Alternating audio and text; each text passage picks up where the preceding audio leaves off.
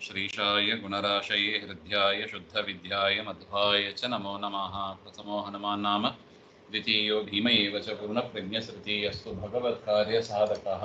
आपादमौलिपर्यन्तं गुरूणामाकृतिं स्मरेत् तेन विघ्नाः प्रणश्यन्ति सिद्ध्यन्ति च मनोरथाः।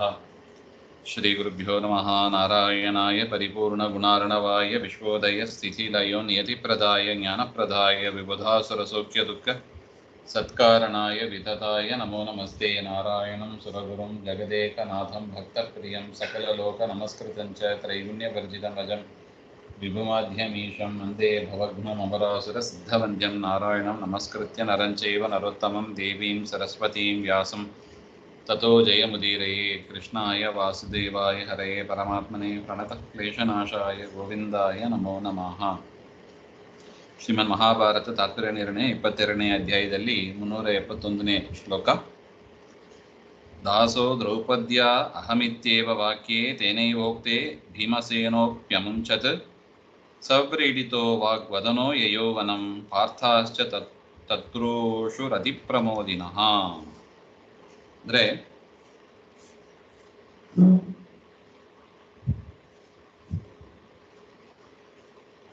ಸೈಂಧವ ಅವನು ದ್ರೌಪದಿ ದೇವಿಯನ್ನು ಅಪಹಾರ ಮಾಡೋಕ್ಕೆ ಅಂತ ಬರ್ತಾ ಇದ್ದಾನೆ.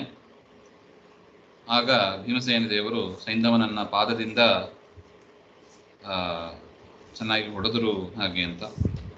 ತದನಂತರ ದ್ರೌಪದಿ ದೇವಿ ಪಾದಕ್ಕೆ ತಂದು ಹಾಕಿದಾಗ ಯುಧಿಷ್ಠಿರ ಸೈಂಧವನನ್ನು ಮೋಚನೆ ಮಾಡ್ತಾನೆ ಹಾಗೆ ಅಂತ ನೋಡಿದ್ದೀವಿ.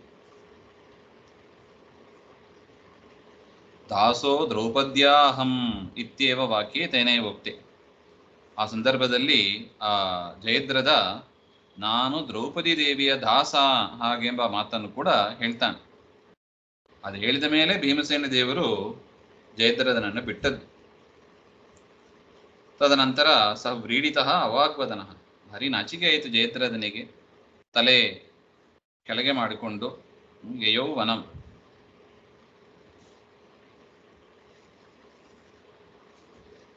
ಬರೀತಾರೆ ನೋಡಿ, ವ್ರೀಡಿತಃ ಲೇಚನ ಅವಾಗ್ವದನಃ ಅಧಕೃತವದನಃ ಸಹ ಜಯದ್ರದಃ. ಅನಂತರಂ ಪಂಚಶಿಖಿನಂ ಕೃತ್ವ, ಅವನ ತಲೆಯನ್ನು ಬೋಳಿಸಿ 5 ಶಿಖೆಗಳನ್ನು ಮಾತ್ರ ಬಿಟ್ಟು ಅವನನ್ನು ಕಳಿಸ್ತಾರೆ ಅಂತ ಹೇಳ್ತಾ ಇದ್ದಾರೆ.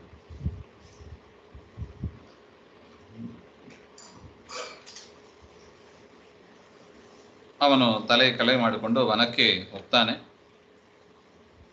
ಪಾಂಡವರು ಕೂಡ ಅತಿ ಪ್ರಮೋದಿನಃ, ಸಂತೋಷವಾಗಿ ಅಲ್ಲೇ ಆಶ್ರಮದಲ್ಲಿ ಇದ್ದರು. ಮಾರ್ಕಂಡೇಯಸ್ತದಾಗತ್ಯ ತೇಷಾಂ ಅಕಥಯತ್ ಕಥಾಃ ಬಹ್ವೈಶ್ಚೈವ ವಿಚಿತ್ರಾಶ್ಚ ಭಾಷಾತ್ರಯ ಸಮನ್ವಿತಾಃ. ಅದಾದ ಮೇಲೆ ಪಾಂಡವರು ಅಲ್ಲಿ ವನದಲ್ಲಿ ಇರುವಾಗ ಮಾರ್ಕಂಡೇಯ ಋಷಿಗಳು ಅಂತ ಅವರು ಬರ್ತಾ ಇದ್ದಾರೆ. ತತ್ಕಾಲ ಆ ಕಾಲದಲ್ಲಿ ಮಾರ್ಕಂಡೇಯರು ಬಂದು ಅನೇಕ ಕಥೆಗಳನ್ನು, ವಿಶೇಷವಾಗಿ ರಾಮನ ಕಥೆಯನ್ನು ಕೂಡ ಹೇಳ್ತಾ ಇದ್ದಾರೆ.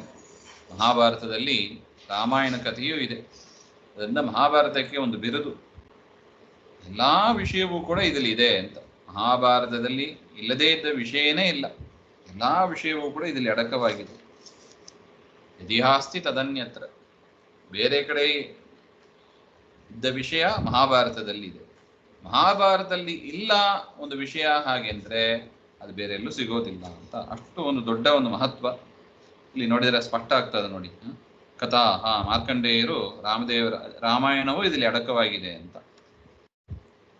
ಬಹುಸಂಖ್ಯಾಕಾಹ ವಿಚಿತ್ರಾಹ, ಅನೇಕ ಸಂಖ್ಯೆಯಿಂದ ನಾನಾ ವಿಧವಾದ ಭಾಷಾತ್ರಯೇನ, 3 ವಿಧವಾದ ಭಾಷೆ ಅಂತ ಹೇಳ್ತಾ ಇದ್ದಾರೆ.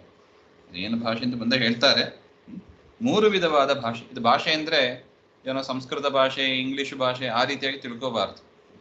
ಒಂದು ಪುರಾಣವನ್ನು ಹೇಳುವಾಗ, ಇತಿಹಾಸವನ್ನು ಹೇಳುವಾಗ ಅದರದೇ ಆದ ಒಂದು ಸ್ಟೈಲ್ ಇರುತ್ತದೆ. ಅದನ್ನು ಆ 3 ಭಾಷೆ ಇದೆ. ಅದು ಯಾವುದು ಆ 3 ಭಾಷೆಯಿಂದ ಕೂಡಿದ್ದು ಮಹಾಭಾರತದಲ್ಲಿ ಇದೆ. ಆ ಕಥೆಯನ್ನು ಹೇಳಿದರು ಅಂತ ಹೇಳ್ತಾರೆ. ಅದು ಯಾವುದದು 3 ಭಾಷೆ ಹಾಗೆಂದರೆ, ಲೋಕದರ್ಶನಮಾಶ್ರಿತ್ಯ ದೇವಾಶ್ಚ ಮುನಯಸ್ತತ ಭ್ರೂಯು ಕಥಾಸ್ತತ್ರ ಶಿಕ್ಷಾ ಗ್ರಾಹ್ಯ ನಾರ್ಥಃ ಕಥಂಚನ.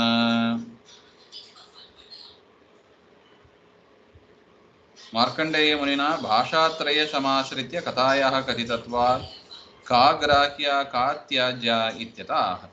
ಮಾರ್ಕಂಡೇಯರು 3 ಭಾಷೆ ಸಮೇತವಾಗಿ 3 ಭಾಷೆಯಿಂದ ಕೂಡಿದಾಗಿ ಹೇಳಿದರು.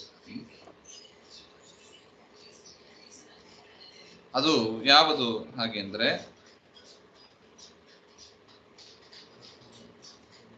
ದರ್ಶನ ಭಾಷಾ, ಗುಹ್ಯ ಭಾಷಾ, ಸಮಾಧಿ ಭಾಷಾ ಹಾಗೆ ಅಂತ. ದರ್ಶನ ನಿಮಿಷ.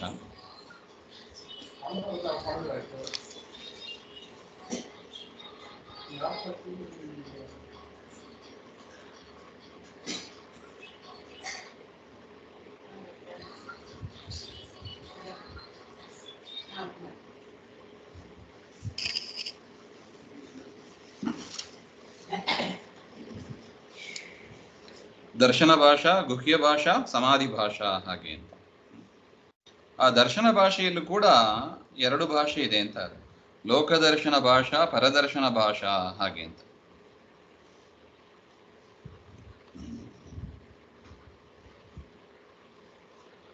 ದರ್ಶನ ಭಾಷಾ ಅಂದ್ರೆ ಏನು ಹಾಗೆ ಅಂದ್ರೆ ಇದ್ದದ್ದನ್ನ ಇದ್ದಾಗಿ ಹೇಳ್ಬಿಡೋದು ಅಷ್ಟೆ. ತಾವೇನ್ ನೋಡಿರ್ತೀವಿ, ಕಂಡಿರ್ತೀವಿ ಅದನ್ನ ಹೇಳ್ಬಿಡೋದು ದರ್ಶನ ಭಾಷೆ, ಸಾಮಾನ್ಯವಾದ ಅರ್ಥ. ಗುಹ್ಯ ಭಾಷಾ ಹಾಗೆಂದ್ರೆ ಅದನ್ನ ಗೂಢಾಭಿಪ್ರಾಯದಿಂದ ಹೇಳಿರೋದು. ಒಳಗಿನ ಅರ್ಥ ಒಂದಿರುತ್ತದೆ, ಹೊರಗಿನ ಅರ್ಥ ಬೇರೆ ಇರುತ್ತದೆ ಹಾಗೆ.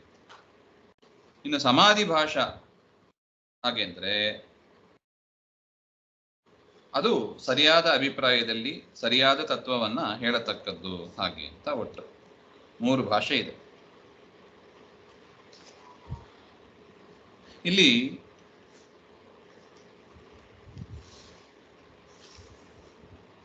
ದರ್ಶನ ಭಾಷೆ ದ್ವಿವಿಧ ಅಂತ ಬರೀತಾರೆ. ಲೋಕದರ್ಶನ ಭಾಷೆ, ಪರದರ್ಶನ ಭಾಷೆ ಹಾಗೆ ಅಂತ. ಪರದರ್ಶನ ಭಾಷೆಯು ಕೂಡ 2 ರೀತಿಯಾಗಿದೆ ಅಂತ. ಲೌಕಿಕ ಪರದರ್ಶನ ಭಾಷಾ, ವೈದಿಕ ಪರದರ್ಶನ ಭಾಷಾ ಹಾಗೆ ಅಂತ. ತತ್ರ ಲೋಕಶಿಕ್ಷಾರ್ಥಂ ದರ್ಶಯತಿ ಲೋಕದರ್ಶನಂ ಇತಿ. ಜನರಿಗೆ ಶಿಕ್ಷಣೆ ಮಾಡಬೇಕು ಅಂತ ಏನು ಹೇಳಿರ್ತಾರೆ ಅದನ್ನು ಲೋಕದರ್ಶನ ಭಾಷೆ ಅಂತ ಕರೀತಾರೆ. ಸ್ಮೃತ್ಯಾದಿ ಧರ್ಮಶಾಸ್ತ್ರ, ಧರ್ಮಶಾಸ್ತ್ರಗಳು ಏನಿದೆ ಅದೆಲ್ಲವೂ ಕೂಡ ಲೋಕದರ್ಶನ ಭಾಷೆ. ತಂದೆ ತಾಯಿಯರು ಮೃತರಾದ ದಿವಸದಲ್ಲಿ ಶ್ರಾದ್ದ ತಿಲತರ್ಪಣವನ್ನೆಲ್ಲ ಮಾಡಬೇಕು ಇತ್ಯಾದಿಗಳು ಏನಿದೆ ಲೋಕದರ್ಶನ ಭಾಷೆ ಅಂತ. ಪಿತ್ರೆ ಮಾತ್ರೆ ಗುರವೇ ಚ ನಮಸ್ಕುರ್ಯಾತ್. ತಂದೆಗೆ ತಾಯಿಗೆ ಗುರುಗಳಿಗೆ ನಮಸ್ಕಾರವನ್ನು ಮಾಡಬೇಕು. ಈ ರೀತಿಯಾಗಿ ಲೋಕೋಚಿತ ಧರ್ಮವನ್ನ ಪ್ರತಿಪಾದನೆ ಮಾಡೋದು ಅಂತ. ಈದೃಶಂ ಲೋಕದರ್ಶನಮಾಶ್ರಿತ್ಯ ದೇವಾಶ್ಚ ಮುನಯಶ್ಚ ಬ್ರೂಹು. ಈ ರೀತಿಯಾಗಿ ಲೋಕದರ್ಶನವನ್ನ ಆಶ್ರಯಿಸಿ ದೇವತೆಗಳು ಮುನಿಗಳು ಹೇಳ್ತಾರೆ. ಹರವಪಿ ಕಥಾಂ ಬ್ರೂಯುಹು. ಪರಮಾತ್ಮನ ಕುರಿತಾದ ವಿಷಯದಲ್ಲೂ ಕೂಡ ಕಥೆಯನ್ನು ಹೇಳ್ತಾರೆ. ತತ್ರೈವ ಶಿಕ್ಷಾ ಗ್ರಾಹ್ಯ. ಅದ್ರಲ್ಲಿ ಹೇಳಿದ ವಿಷಯಗಳು ನಮಗೆ ಶಿಕ್ಷಣೆಗಾಗಿ ಇರೋದು. ಲೋಕಶಿಕ್ಷಾರ್ಥಂ ಇದಂ ಉಕ್ತಂ ಇತ್ಯೇವ ಊಹ್ಯಂ. ಇದೆಲ್ಲ ಯಾಕೆ ಹೇಳ್ತಾರೆ? ಲೋಕದ ಶಿಕ್ಷಣೆಗಾಗಿ. ಜನರು ಸರಿಯಾಗಿ ತಿಳಿದು ಏನು ಮಾಡಬೇಕು, ಏನು ಆಚರಣೆ ಮಾಡಬೇಕು ಅದನ್ನ ಸರಿಯಾಗಿ ತಿಳ್ಕೋಬೇಕು ಅಂತ. ಅರ್ಥಸ್ತು ಕಥಂಚನ ನ ಗ್ರಾಹ್ಯ. ಹೇಗೋ ತಲೆಗೆ ಬಂದಾಗ ಅದನ್ನ ಅರ್ಥ ಮಾಡಬಾರದು. ಹೇಗೆ ಹೇಳಿದ್ದಾರೋ ಸರಿಯಾಗಿ ಗುರುಮುಖಿಯನ್ನು ತಿಳಿದು ನಾವು ಅದನ್ನ ಅರ್ಥ ಮಾಡ್ಕೋಬೇಕು.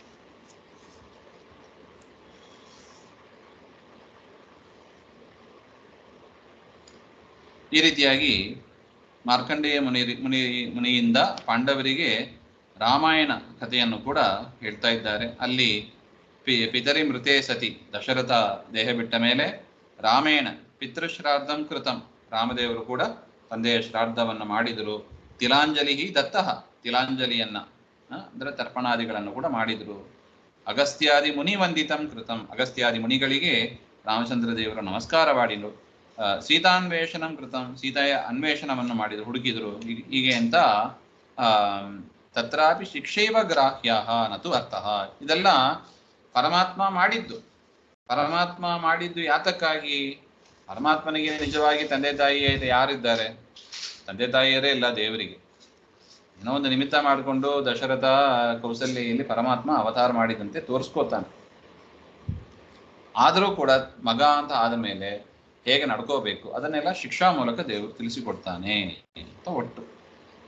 ಒಟ್ಟು ರಾಮಾಯಣ ನಮಗೆ ತಿಳಿಸಿಕೊಡೋದು ಶಿಕ್ಷೆ. ಹೇಗೆ ನಡ್ಕೋಬೇಕು, ಮಗನಾದವ ಹೇಗೆ ನಡ್ಕೋಬೇಕು, ತಂದೆಯಾದವ ಹೇಗೆ ನಡ್ಕೋಬೇಕು, ಪತಿಯಾದವ ಹೇಗೆ ನಡ್ಕೋಬೇಕು, ಈ ರೀತಿಯಾಗಿ ಒಂದೊಂದು ಕ್ಯಾರೆಕ್ಟರಿಗೂ ಒಂದೊಂದು ರೋಲಿಗೂ ಏನ್ ಮಾಡಬೇಕು ಎನ್ನುವ ಶಿಕ್ಷೆಯನ್ನು ಕೊಡತಕ್ಕದ್ದು ಅಂತ.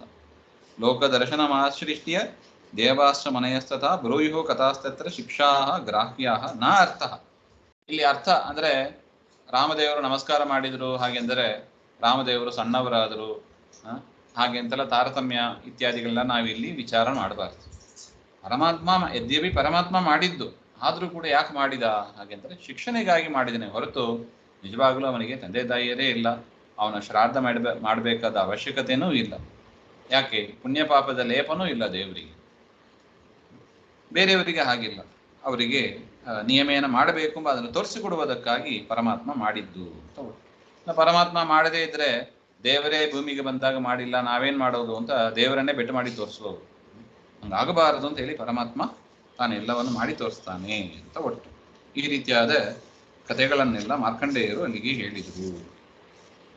ಇನ್ನು ಅರ್ಥ ಸಮಾಧಿ ಭಾಷಾಸು ಗ್ರಾಹ್ಯ ಸರ್ವೋಪ್ಯ ಸಂಶಯಂ ಪರದರ್ಶನ ಭಾಷಾಸು ಜ್ಞೇಯಂ ತದ್ದರ್ಶನಂ ತಥಾ. ದೇವ ಭಾಷೆ ದರ್ಶನ ಭಾಷೆಯನ್ನ ಹಿಂದೆ ಹೇಳಿದ್ರು, ಶಿಕ್ಷೆಗಾಗಿ ಮಾಡಿದ್ರು ಹಾಗೆ, ಅಲ್ಲಿ ಅರ್ಥವನ್ನ ತೆಗೆದುಕೋಬಾರ್ದು ಹಾಗೆ. ಇನ್ನು ಸಮಾಧಿ ಭಾಷೆ, ಸಮಾಧಿ ಭಾಷೆಯಲ್ಲಿ ಏನ್ ಹೇಳಿರ್ತಾರೆ, ಸರ್ವೋಪ್ಯ ಸಂಶಯಂ, ಅದನ್ನ ಹಾಗೆ ತೆಗೆದುಕೋಬಹುದು. ಹರಿ ಸರ್ವೋತ್ತಮ ಇತ್ಯಾದಿ ವಿಷಯಗಳನ್ನೆಲ್ಲ ಹೇಳಿರ್ತಾರೆ, ಅದು ಸಮಾಧಿ ಭಾಷೆಯಲ್ಲಿ ಅದನ್ನ ಹಾಗೆ ತೆಗೆದುಕೋಬೇಕು ಹಾಗೆ.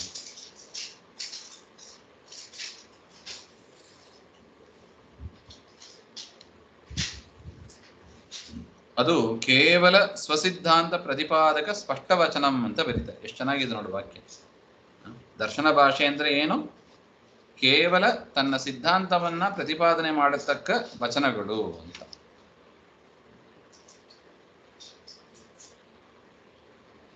ನಾಸ್ತಿ ನಾರಾಯಣ ಸಮಂ ನ ಭೂತೋ ನ ಭವಿಷ್ಯತಿ. ನಾರಾಯಣನಿಗೆ ಸಮನಾದವರು ಯಾರೂ ಇಲ್ಲ. ನೋಡಿ, ಇದು ಸಮಾಧಿ ಭಾಷೆಯಲ್ಲಿ ಇರತಕ್ಕ ಒಂದು ಶ್ಲೋಕ. ಅದೇನು ಹೇಳ್ತಾರೆ? ಪರಮಾತ್ಮನ ಸ್ವತಂತ್ರ, ಪರಮಾತ್ಮ ಸರ್ವೋತ್ತಮ ಅದನ್ನ ಹೇಳ್ತಾರೆ. ಅದನ್ನ ಹಾಗೆ ತಗೋಬೇಕು. ಸಮಾಧಿ ಭಾಷೆಯಲ್ಲಿ ಹೇಳಿದ್ದನ್ನ ಯಾವುದೂ ಕೂಡ ಡ್ರಾಪ್ ಮಾಡುವಂತೆ ಇಲ್ಲ.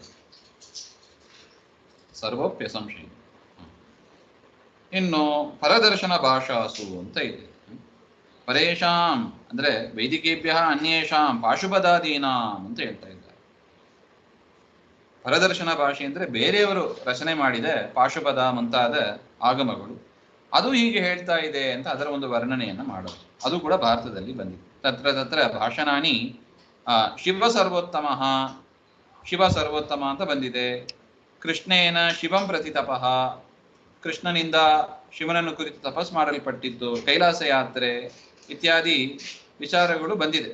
ಅದೆಲ್ಲವೂ ಕೂಡ ದರ್ಶನ ಭಾಷೆಯಲ್ಲಿದೆ ಅಂತ ತಗೋಬೇಕು. ತಥಾ ತೇನ ಪ್ರಕಾರೇಣ ಜ್ಞಾಪಯಿತಮೇವ ವ್ಯಾಸಾದಯ ವದ. ಅದರಿಂದ ನಮಗೆ ಸರಿಯಾಗಿ ಅರ್ಥ ಆಗೋದಿಲ್ಲ. ಪರದರ್ಶನ ಭಾಷೆಯಲ್ಲಿ ಹೇಳಿರೋದು ಸರಿಯಾಗಿ ನಮಗೆ ಅರ್ಥ ಆಗೋದಿಲ್ಲ. ಅದು ಗುರುಮುಖೇನ ನಾವು ಅದನ್ನು ತಿಳಿದು ಆಚಾರ್ಯರ ನಿರ್ಣಯ ನಮಗೆ ಇಲ್ಲಿ ಉಪಯುಕ್ತವಾಗಿ ಇರುತ್ತದೆ. ಅದರಿಂದ ಒಂದು ಇತಿಹಾಸವನ್ನು ಪುರಾಣವನ್ನು ವ್ಯಾಖ್ಯಾನ ಮಾಡಬೇಕು ಅಂದ್ರೆ ಈ 3 ಭಾಷೆಯ ಜ್ಞಾನವೂ ಕೂಡ ಅವರಿಗೆ ಚೆನ್ನಾಗಿ ಇರಬೇಕು.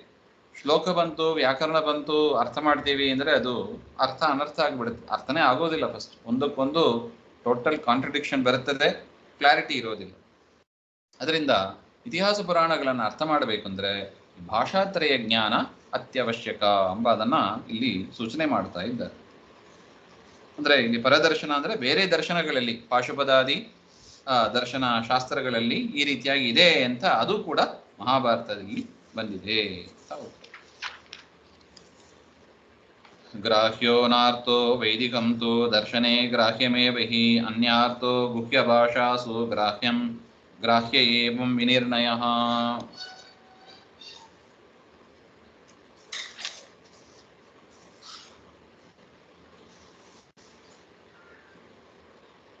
ಈ ಪರದರ್ಶನ ಸಿದ್ಧ ಅರ್ಥ ಅಂತ ನಾವೇನು ನೋಡಿದ್ದೀವಿ, ಪಾಶುಪದಾದಿ ಆಗಮಗಳು. ಅದರಲ್ಲಿ ವಿಪ್ರಲಂಬ ಅಂದ್ರೆ ಮೋಸ ಮಾಡುವ ಬುದ್ಧಿ ಇವೇ ಮೊದಲಾದವುಗಳು ರೂಟ್, ಅದನ್ನು ರೂಟಾಗಿ ಇಟ್ಟುಕೊಂಡು ಬೆಳೆದಿರೋದು ಪಾಶುಪದಾದಿ ಆಗಮಗಳು. ಅದರಿಂದ ಅಲ್ಲಿ ಹೇಳಿದ್ದ ವಿಷ್ಣುವಿನ ಮಹಿಮೆ ಅವುಗಳನ್ನು ಮಾತ್ರ ನಾವು ತಗೋಬೇಕೆ ಹೊರತು ವಾಸ್ತವಿಕವಾಗಿ ಅಲ್ಲಿ ಹೇಳಿರುವ ಶಿವ ಸರ್ವೋತ್ತಮ ಇತ್ಯಾದಿ ಪ್ರಮೇಯಗಳು ಅದು ಅಗ್ರಾಹ್ಯ ಅಂತ. ಇನ್ನು ವೇದ ಮೂಲವಾಗಿ ಇದ್ದರೆ ಅದು ದರ್ಶನ ಭಾಷೆಯಾಗಿ ಇದ್ರೂ ಕೂಡ ಅದನ್ನ ತೆಗೆದುಕೊಳ್ಳೇಬೇಕು. ದರ್ಶನ ಭಾಷೆಯಲ್ಲೂ ಕೂಡ ಎರಡಿದೆ. ಪರದರ್ಶನ ಭಾಷೆ, ಬೇರೆಯವರ ದರ್ಶನವನ್ನ, ಬೇರೆಯವರ ಆಗಮವನ್ನ ಅನುಸರಿಸಿ ವರ್ಣನೆ ಮಾಡಿರ್ತಾರೆ, ಅದಲ್ಲಿ ತಗೋಬಾರ್ದು.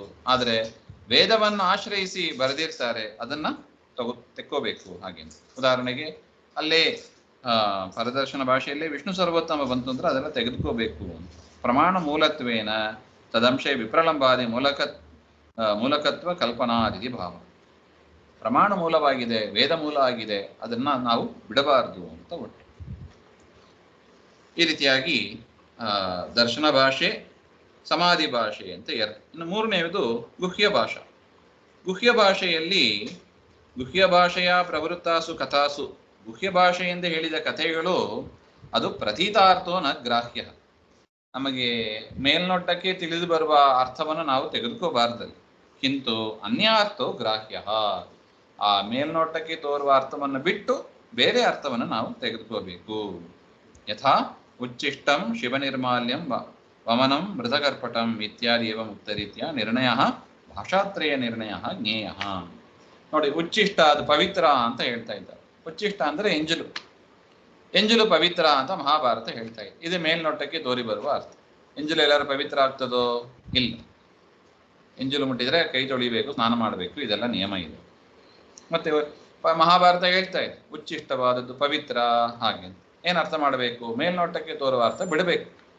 ಇಲ್ಲಿ ಉಚ್ಚಿಷ್ಟ ಅಂದ್ರೆ ಯಾವುದು ಅಂದ್ರೆ, ಗೋವು ಹಾಲನ್ನು ಕೊಡುತ್ತದೆ, ಅದನ್ನ ಕರು ಮೊದಲು ತಾನು ತಿನ್ಬೇಕು, ಕುಡಿಬೇಕಂತ. ಕರು ಕುಡಿದು ಮಿಕ್ಕಿದ ಹಾಲು ಏನಿದೆ ಅದು ಪವಿತ್ರವಾದದ್ದು, ಅದನ್ನು ಅಭಿಷೇಕಕ್ಕೆ ಬಳಸಬೇಕು ಅಂತ ಒಟ್ಟು. ನೋಡಿ, ಅದು ಉಚ್ಚಿಷ್ಟ ಆಯ್ತು. ಕರು ಕುಡಿದು ಬಿಟ್ಟದ್ದು, ಆ ಉಚ್ಚಿಷ್ಟ ಪವಿತ್ರವಾದದ್ದು. ಇದು ಗುಹ್ಯ ಭಾಷೆಯಲ್ಲಿ ಇರತಕ್ಕದ್ದು ಅಂತ ಒಟ್ಟು. ಈ ರೀತಿಯಾಗಿ ಭಾಷಾತ್ರಯ ಇದೆ. ದರ್ಶನ ಭಾಷೆ, ಸಮಾಧಿ ಭಾಷೆ, ಗುಹ್ಯ ಭಾಷೆ ಅಂತ. ಯಾವ ಕಥೆಯನ್ನ, ಯಾವ ಶ್ಲೋಕವನ್ನ ಹೇಗೆ ಹೇಳಿರ್ತಾರೆ ಅದನ್ನು ಅರಿತು ನಾವು ಮಹಾಭಾರತದ ಕಥೆಯನ್ನು ನಾವು ನಿರ್ಣಯ ಮಾಡಬೇಕು. ಹಾಗೆ ಅಂತ ಇತ್ಯಾದಿ ಏವ ಮುಕ್ತಿ. ಭಾಷಾತ್ರಯ ನಿರ್ಣಯ ಜ್ಞೇಯ, ಭಾಷಾತ್ರಯದಿಂದ ನಿರ್ಣಯ ಮಾಡಿದ್ದು ತಿಳಿಯಬೇಕು ಅಂತ ಅರ್ಥ. ಅದಾದ ಮೇಲೆ ಜಯದ್ರಥಸ್ತು ಭೀಮೇನ ತದಾ ಪಂಚಶಿಕೀಕೃತಃ ತಪಸಾ ಶಿವಮಾರಾಧ್ಯ ವವ್ರೇ ಪಾಂಡವರೋಧನಂ ಋತೇರರ್ಜುನಾದರ್ಜುನಸ್ಯ ತುಷ್ಟೋ ಹಿ ತಪಸಾ ಶಿವಃ. ಈ ರೀತಿಯಾಗಿ ಮಾರ್ಕಂಡೇಯರು ಅನೇಕ ಕಥೆಗಳನ್ನು ಹೇಳ್ತಾ ಇರುವಾಗ ಪಾಂಡವರಿಂದ ಅವಮಾನಿತನಾದ ಆ ಜಯದ್ರಥ ಸೈಂಧವ ಅವನು ಹೋಗ್ತಾನೆ. ಜಯದ್ರಥ ಸೈಂಧವ ಎಲ್ಲ ಒಂದೇ ಅರ್ಥ. ಯಸ್ಮಾತ್ ಪಂಚಶಿಕೀಕೃತ, 5 ಶಕಿಯ ಉಳ್ಳವನಾಗಿ ಮಾಡಿಬಿಟ್ರು. ಅದು ಭಾರಿ ಬೇಜಾರಾಯ್ತು ಅವನಿಗೆ. ತಸ್ಮಾತ್ ತಪಸಾ ಶಿವಂ ಆರಾಧ್ಯ, ಅವನು ಹೋಗಿ ಶಿವನನ್ನು ಕುರಿತು ಆರಾಧನೆ ಮಾಡಿ ವರವನ್ನು ಪಡಿತಾನೆ. ಅರ್ಜುನಾದೃತೆ ಪಾಂಡವರೋಧನಂ ಪದ್ಮವ್ಯೂಹಾದೌ, ಪದ್ಮವ್ಯೂಹ ಮುಂತಾದ ಮುಂದೆ ಯುದ್ಧದಲ್ಲಿ ಪದ್ಮವ್ಯೂಹ ಅಂತೆಲ್ಲ ಮಾಡ್ತಾರೆ. ಆ ವ್ಯೂಹದಲ್ಲಿ ಅರ್ಜುನನ್ನ ಬಿಟ್ಟು ಉಳಿದ ಪಾಂಡವರನ್ನ ತಡೆ ಮಾಡುವ ಒಂದು ವರವನ್ನು ಪಡೀತಾನೆ. ಪದ್ಮವ್ಯೂಹದೊಳಗೆ ಎಂಟ್ರಾಗಿಬಿಟ್ರೆ, ಅವರು ಪಾಂಡವರು ಎಂಟ್ರಾಗಿಬಿಟ್ರೆ ಪದ್ಮವ್ಯೂಹದಲ್ಲಿ ಇರುವ ಪಾಂಡವ ಸೈನ್ಯವನ್ನು ಸಂಹಾರ ಮಾಡೋದು ಕಷ್ಟ ಆಗ್ತಾ ಇತ್ತು.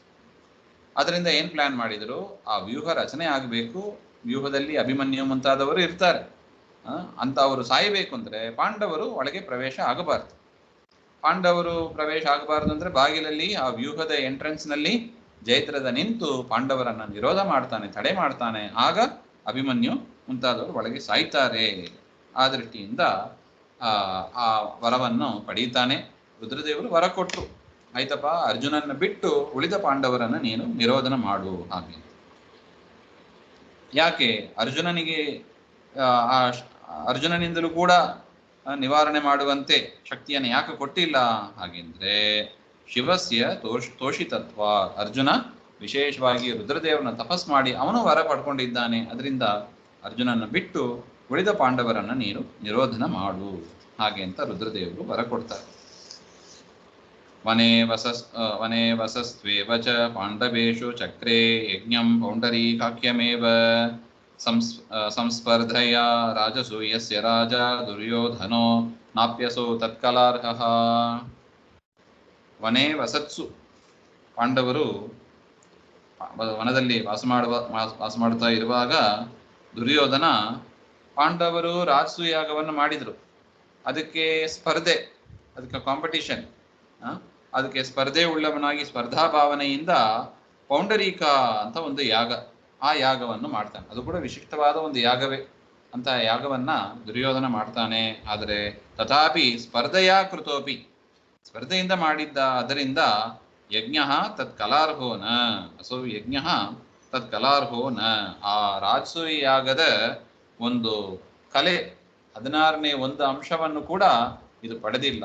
ಹಾಗೆ ಪಾಂಡವರು ಮಾಡಿದ್ದು ಭಕ್ತಿಯಿಂದ, ಪರಮಾತ್ಮನಲ್ಲಿ ಭಕ್ತಿಯಿಂದ ಮಾಡಿದರು. ಈ ಕಲಿಗೆ ಭಕ್ತಿ ಇಲ್ಲ, ಏನೂ ಇಲ್ಲ. ಪಾಂಡವರು ಮಾಡಿದ್ದಾರೆ, ಅವರಿಗೆ ಸ್ಪರ್ಧೆಯಿಂದ ನಾನು ಮಾಡಬೇಕು ಹಾಗೆ ಅಂತ ಮಾಡಿದ್ದರಿಂದ ಅದರ ಒಂದು ಕಲೆ 16ನೇ ಒಂದು ಭಾಗ ಕೂಡ ಈ ಪೌಂಡರೀಕ ಯಾಗದಲ್ಲಿ ಇಲ್ಲ ಅಂತ ಹೇಳ್ತಾ ಇದ್ದಾರೆ. ದುರ್ಯೋಧನಸ್ಯಾಜ್ಞೆಯ ಪಾಂಡವಾನಾಂ ದುಃಶಾಸನ ಪ್ರೇಷಯಾಮಾಸ ತತ್ರ ಆಗಚ್ಚತೇತ್ಯವಮಾನಾಯ ತಂತು ಭೀಮೋ ವಾದೀತ್ ರಣಯಜ್ಞಂ ಸ್ವಗಮ್ಯಂ. ಈ ಪುಂಡರೀಕ ಯಾಗವನ್ನು ಮಾಡುವಾಗ ದುರ್ಯೋಧನ ಒಂದು ಆಜ್ಞೆಯನ್ನು ಮಾಡ್ತಾನೆ ದುಶ್ಯಾಸನನಿಗೆ. ದುಶ್ಯಾಸನನನ್ನು ಕಳಿಸಿ ಪಾಂಡವರನ್ನು ಕರೆದುಕೊಂಡು ಬರಲಿ, ಇಲ್ಲಿ ಅವರ ಸಮಕ್ಷಮದಲ್ಲಿ ಯಾಗ ಆಗಲಿ ಹಾಗೆ ಅಂತ. ಯಾಕೆ? ಅವ್ರು ನೋಡಿ ಹೊಟ್ಟೆ ಉರಿದು ಇನ್ನಷ್ಟು ಬೇಸರ ಪಡಬೇಕು. ಆ ಉದ್ದೇಶದಿಂದ ದುರ್ಯೋಧನ ದುಶ್ಯಾಸನನಿಗೆ ಹೇಳಿ ಕಳಿಸಿದಾಗ ಭೀಮಸೇನ ದೇವರು ಹೇಳಿದ್ರಂತೆ, ಮುಂದೆ ನಾವು ರಣಯಜ್ಞಕ್ಕೆ ಬರೋದು. ಅರಮನೆಗೆ ನಾವು ಬರೋದಿಲ್ಲ, ನೆಕ್ಸ್ಟ್ ಬರೋದು ರಣಯಜ್ಞಕ್ಕೆ, ಪುಂಡರೀಕ ಯಾಗಕ್ಕಲ್ಲ, ಪುಂಡರೀಕ ಯಜ್ಞಕ್ಕಲ್ಲ, ರಣಯಜ್ಞ ಅಂದ್ರೆ ಯುದ್ಧಕ್ಕೆ ಬರೋದು ಹಾಗೆ ಅಂತ ಭೀಮಸೇನ ದೇವರು ಹೇಳ್ಬಿಟ್ರು. ತಥೋ ದಿನೈಕೈಶ್ಚನ ಧಾರ್ತರಾಷ್ಟ್ರಾಃ ಸಕರ್ಣ ಗಾಂಧಾರ ನೃಪಾಃ ಕುಮಂತ್ರತಃ ಸಭಾರ್ಯಕಾಃ ಪಾಂಡವಾನ್ ದ್ರೌಪದೀಂ ಚ ಮಹೇಶ್ವರ್ಯಂ ದರ್ಶಯಿತ್ವಾ ಅವಮಂತುಂ.